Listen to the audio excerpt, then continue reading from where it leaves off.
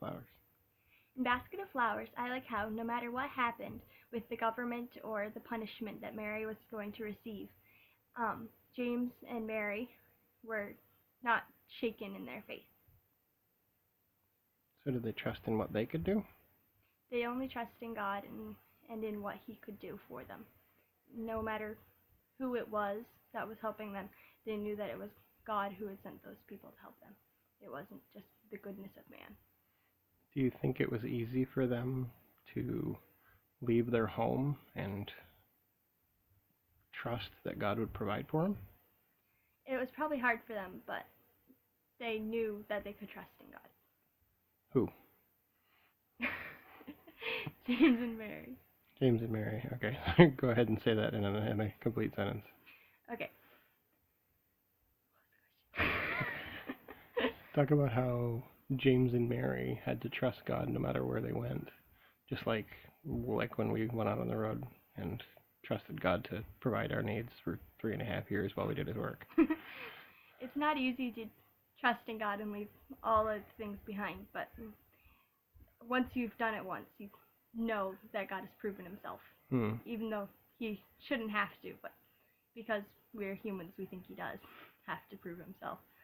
So have we learned that in our lives? Definitely.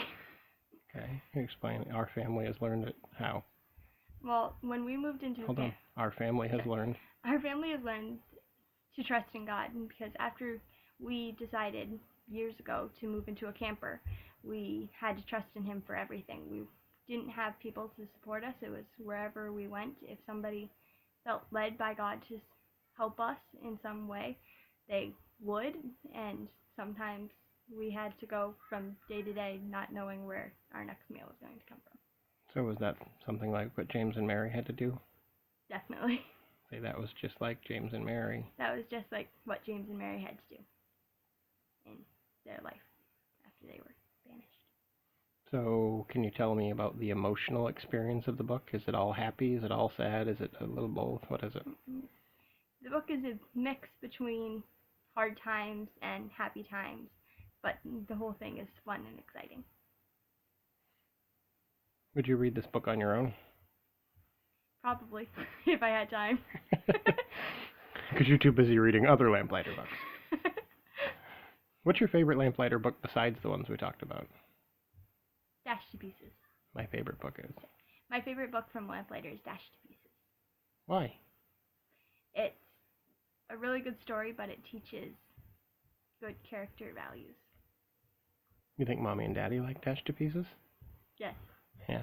Is that why you're reading it to us as a read aloud? Yes. All right, thank you.